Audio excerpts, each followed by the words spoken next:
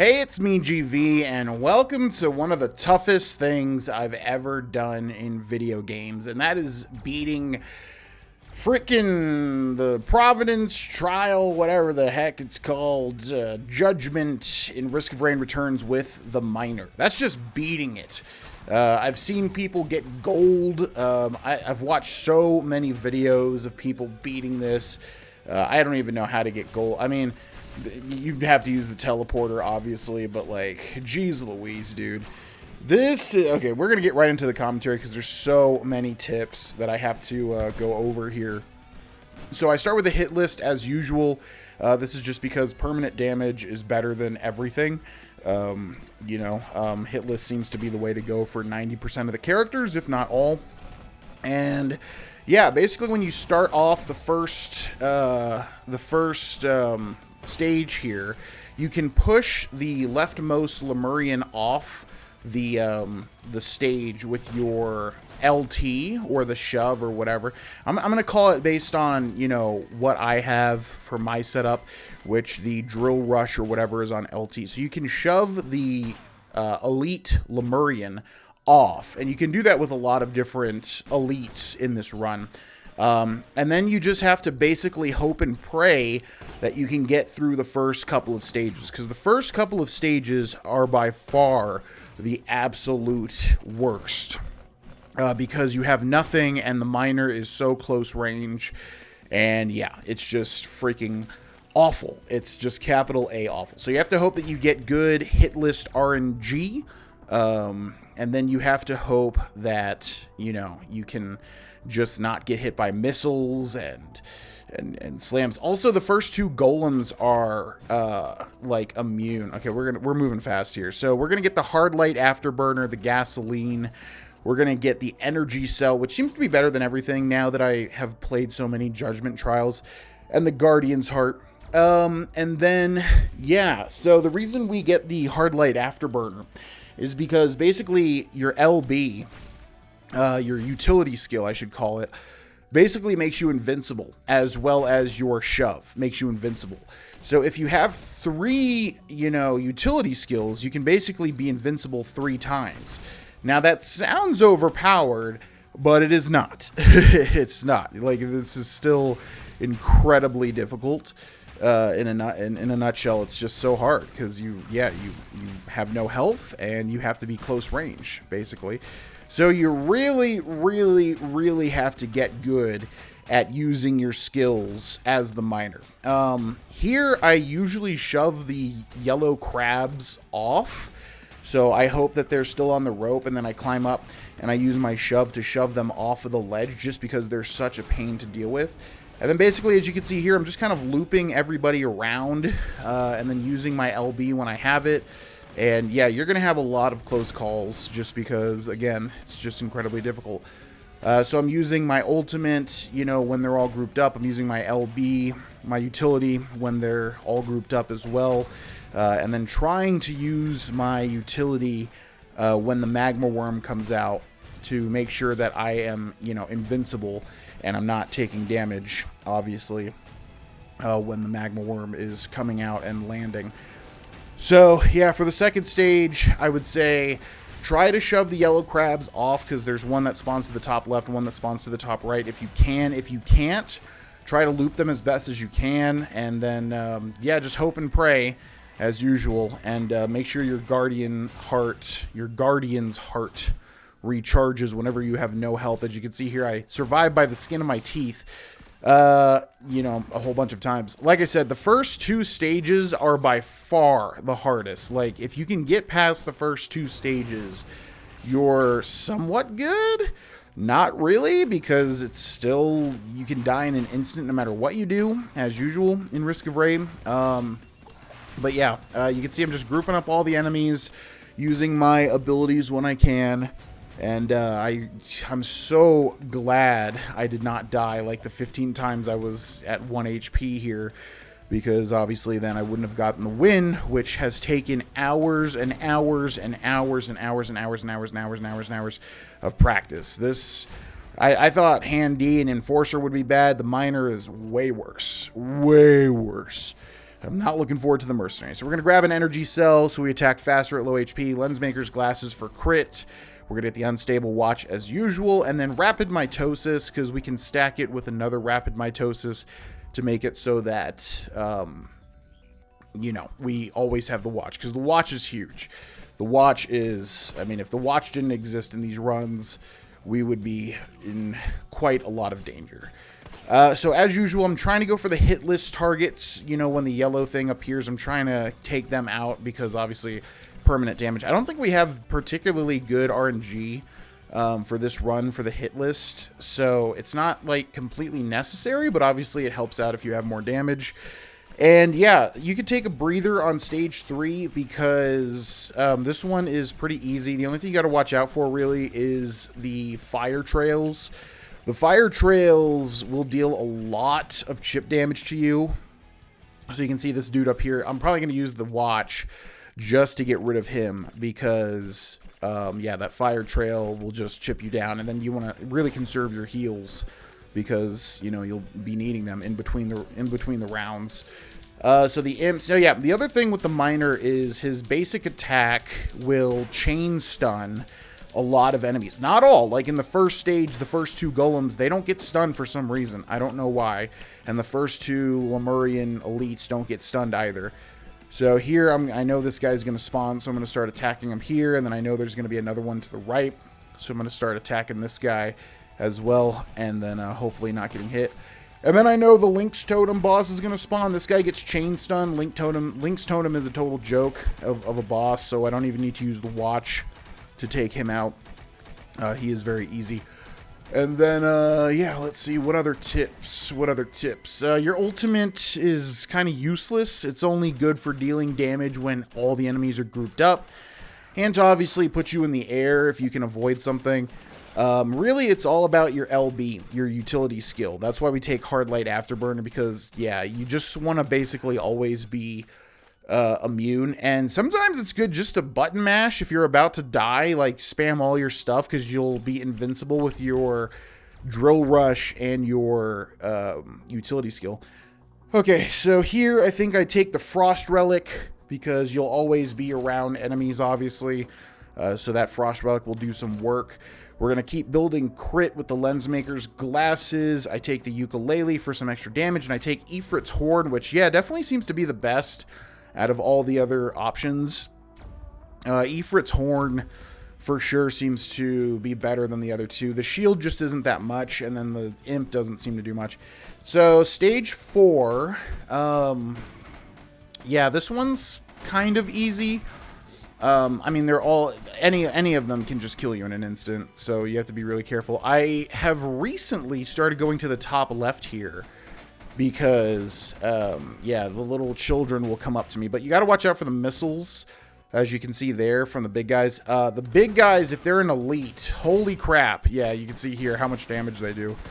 Holy crap, you really want to use the stopwatch for those big guys, because the Wisp boss is not difficult at all. But he will summon those 2 green wisps, which are honestly more dangerous than the boss itself. So, yeah, I don't even use the, yeah, you can see how much I'm spamming the utility skill here to basically be, you know, invincible constantly. So many close calls in this run. Honestly, this run had a ton of close calls, and I'm usually able to, like, not have as many close calls as the miner, but you know, I was never able to actually beat the run until this run because it's just so difficult. And yeah, just because the miner, again, is close range, man. He's close range with, like, none of the sustain that Handy has and none of the invincibility that the Enforcer has. So we use the watch here again to take care of the parents just because if they slam you, you are dead. Like, they deal so much damage. It's not even funny. The parrots here. So you got to be very, very careful. I might just commentate this whole run just because there's so many hints and tips I can tell you. You can see him. Yeah, thank God the utility skill also does damage because you go invincible and you know, deal damage as well, which is nice. All right, moving on to stage 5, I believe. I think I take... I think I take the Lensmaker's glasses here. You have enough attack speed with the energy cells and just the normal minor attack speed stuff that it's not critical that you take the soldier's syringe. So I believe I take the lens maker's glasses to keep building crit. I think I get the rusty knife here. Or no, I go for the missiles. Okay. What else do you do past me? I go for the predatory instincts to crit into attack speed, and then I believe I take the ukulele here for even more chain damage. I'm going to be real, I don't even know what the ukulele does. I think it just adds extra electric damage to your auto attacks, which, you know, that's kind of cool. I don't know, I like damage, so I usually take the damaging stuff. Then we've got Ifrit here, which is not hard at all. You just have to watch out for the slam attack, which you can double jump, or I guess not, because we don't have a... I didn't double jump there. I used my ultimate, but yeah, this stage is very easy. You can kind of take a breather on this stage. You just got to watch out for these bulls, because they don't get, like, chain stunned when you attack them with a normal attack. So I use my utility skill here a lot to kind of stun them because, yeah, some enemies just don't get chain stunned. It's very weird.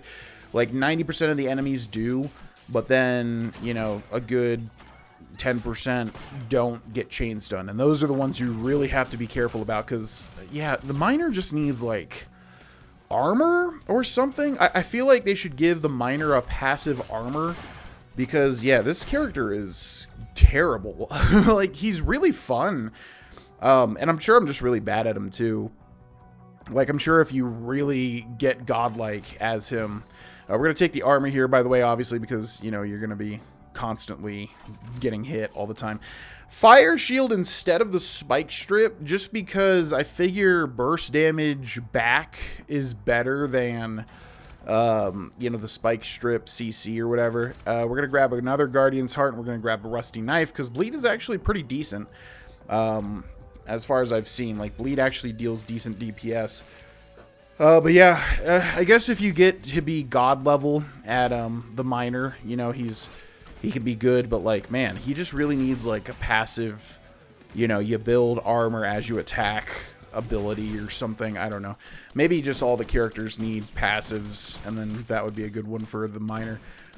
Here we're gonna corral all the enemies and use the stopwatch at the beginning because we've got the Wandering Vagrant boss, which is very easy. So we don't need to use the stopwatch for him. We can just corral the enemies. And then some of these enemies are leaving behind fire trails. Like I said, you really got to be careful about the fire trails. Like, they will really chip you down way faster than you would think. And yeah, you can see how easy it is to take out the Wandering Vagrant. Not too difficult at all. And yeah, on this stage, these bouncing ball enemies are the most annoying thing. You can use the stopwatch to take care. I would let a lot of them spawn and then use the stopwatch, because these things are incredibly annoying to hit with the miner. And if they bounce on your head, they'll deal damage. So yeah, you just got to deal with a lot of these, which are super duper annoying. One of the most annoying enemies in the game, if not the most annoying enemy in the game, honestly.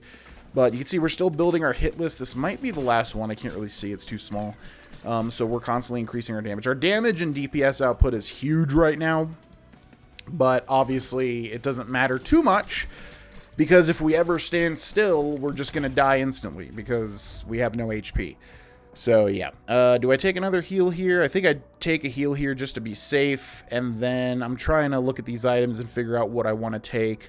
I think I go for... Why would you ever take Smart Shopper? Why is that even there? I don't know. I think I go for the crowbar here. Let's see, what do I take? I take the crowbar for sure to deal extra damage to high health enemies. I think I take another predatory instinct to, yeah, usually I would take the golden gun, but I was trying to switch it up here. The toxin, because you're basically always going to be on top of enemies, so you might as well be dealing damage to them, weakening them, which I guess deals damage over time. And then the mortar tube, which I switched it up as well, because the mortar tube actually does a ton of damage. I did not realize, at least I think when I was trying to, like, see if it did. Yeah, mortar tube does way more. Yeah, like here, you can see it. Way more damage than I would have thought. So I'm going to use the stopwatch immediately to pause the cremator. Sorry for all the breathing, by the way. I'm just like nonstop talking. And I was just like running outside my office before commentating here. Anyways, yeah, so I immediately used the stopwatch to get rid of the cremator. This almost ruined the run, I think. Yeah. So you got to be really, really, really careful about this guy. This guy almost ruined the run because he is an elite bull that will absolutely mess you up.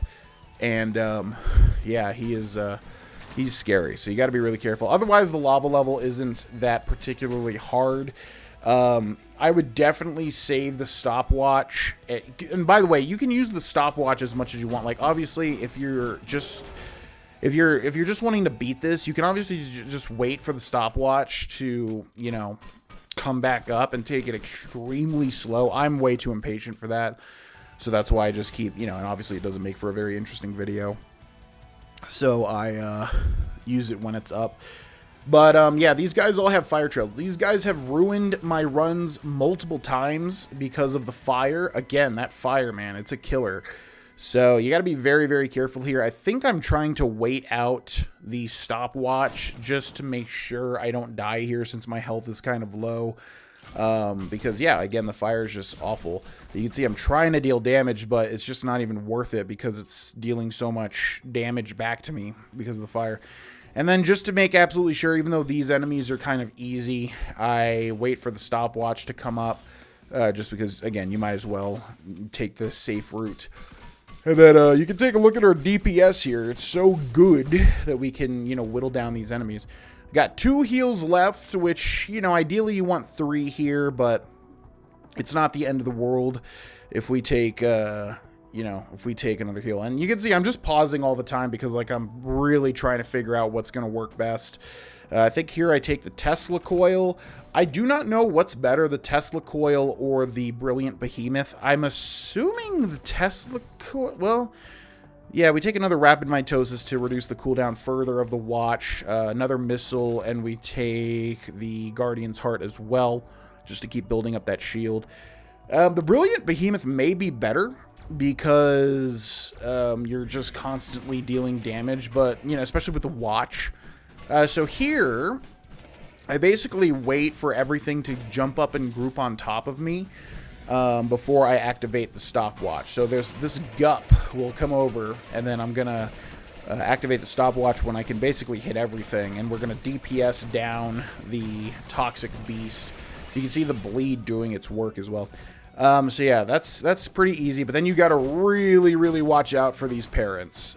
These parents will just slam you to death, and you really have to use your utility skill to avoid getting, like, insta-gibbed. Yeah, the run killers. These parents are run killers. But other than that, this stage is not too difficult. I don't think there's really anything else we got to watch out for. Can obviously use the watch, you know, to, like, stop time and kill these stupid bouncing ball enemies. Yeah, I'm trying to kill this little bird over here, or evolved Lemurian. This guy, whatever he's called, is not too difficult as well. If we had a Hopu feather, we could jump over the top, but yeah, we don't get a Hopu feather in this run, and if we do, it's near the end. I'm forgetting at the moment. Hopu feathers are fantastic, but it's just, you know, you got to go for what is going to get you through the run, obviously. So I know we have to get through one more stage before the final stage, so I don't take the heal. Yeah, we do get a Hopu feather here. It's always good to have a double jump. I go for another rusty knife here because the bleed is actually pretty good. I go for the mortar tube because I'm like, damn, the mortar tube actually does work. And then the harvester's scythe, which works really well with the watch because you can pause time and then heal back up if you really need to. Yeah, I made a bunch of, like, build adjustments because, you know, I've had so much time to experiment because, my God, this has taken so many runs. It's not even funny. Like, good luck, like, genuinely good luck to anybody trying to get through this that's watching this video, because this was one of the toughest things I've done in playing video games, like I said. I mean, it's definitely doable. It's just like it's demoralizing, man. You have to like do so many runs that can just end in an instant, and it's barely even your fault sometimes. Like it's basically, you know, the parent, like, you can't see him slamming down on you, and then he just kills you. Anyways, we're gonna use the stopwatch for the imp boss. The imp boss isn't too scary regardless, but I'm just gonna play it safe and use the stopwatch. And then we got this robot in the top right to deal with, which are always scary because those blasts deal crazy amounts of damage. As you can see here, instantly half health. So we're going to use our utility skill to basically stun enemies, perma-stun them pretty much. Use our ultimate when it's up, because our ultimate does build in damage a decent amount, which is nice because, yeah, the ultimate for the miner kind of feels useless sometimes. Then we're just playing cleanup here, and then we're going to move on to the final fight, which is Providence. Yeah, so we're going to use our final heal, which turned out to be the right choice to not use that, you know, in the previous round. We're going to get another Lensmaker's Glasses because crits are good. I choose to go for the Timekeeper's Secret here. I don't normally take it, but I was like, and I still don't even know what the Hyper Threader does. I just pick it because the other two are kind of worthless at this point. And then I take the Hermit Scarf for the chance to evade damage. Yeah, I take the Timekeeper's Secret because I'm like, why don't I take that? Because, like, obviously if I'm low health, it pauses time and then I can maybe heal back up with the crits with the Harvester's Scythe. So I'm not sure what's better, to like stack the Harvester's Scythe or to use the Timekeeper's Secret. I don't even think the Timekeeper's Secret triggers in this run, but you know, I take it just to be absolutely sure. So we're going to clear out 4 of these survivors, and then that spawns Providence. And Providence is always scary, man, because you just don't know. You can see our DPS is great, though. So we get his first health bar down immediately with the stopwatch, which is going to be the longest 30 seconds ever because we have to wait for the stopwatch to come back up. And then I'm basically just making sure the blue balls don't hit me because those will immediately just kill you. And I'm trying to kill these survivors so I can heal up a little bit with some crit damage. And then I'm trying to go for some more DPS onto Providence. Here, I kill him soon. And then we have the 2 Gilded Worms. So with the Gilded Worms coming up, I wait for them both to be hittable.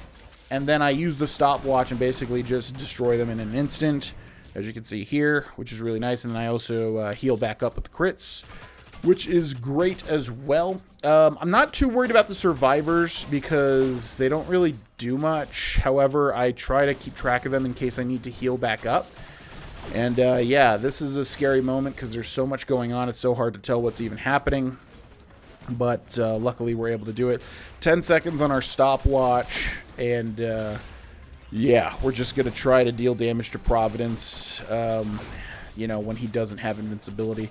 So here we are at half health, and we're going to wait for our Guardian's Heart to come back, and then, yeah, we've got our stopwatch activated, so I'm going to try to kill these guys to heal back up. I don't think it heals me too much, though. And now you have a choice, you know, because he's got 3 health bars here, basically. You know, he goes invincible 2 times, you know, when he's at 2/3, when he's at 1/3 HP. So I try to wait till I can visibly see I'm doing damage to him, and then I use the stopwatch just so I can guarantee that, you know, that part of his health bar is gone. So you can see here, yeah, he, and this is where the Hopu Feather comes in handy, obviously, is because you can get trapped in these green lasers, and, yeah, just the run's over if you don't have a double jump, which really sucks. So I'm trying to whittle him down to the final third so that I know I can use the stopwatch to finish him off. So yeah, just making sure to avoid the green lasers, making sure to always move, and trying to whittle him down to that last third. I hate bosses that have invincibility stuff, because it's just like, man, just let me kill the boss, dude. Like, come on. But I get it, I guess, if you have too much DPS, it's just kind of a joke. So here, I am waiting for him to appear next to me. And then I'm going to use the watch to finish him off, and that gets me the run, which was such a weight off my shoulders, because, God, like I said, I've put so much time into this. It's not even funny. I'm really hoping the Mercenary is, like, at least better with his iframes. I don't know. The Mercenary is probably going to be awful as well, but, yeah. Anyways, there's the minor for Judgment, Risk of Rain Returns. I have no idea how you're supposed to get a gold medal on this, but I'm just glad to have beaten. You only need one character to get the gold medal, by the way. So it's definitely not going to be the minor for me, I'll tell you that much. But yeah, I hope this guide helped. If it did, please interact with the video in any way, shape, or form. And check out the Patreon. Link is in the description below, and we'll see you in the next one. Thanks for watching. Bye-bye.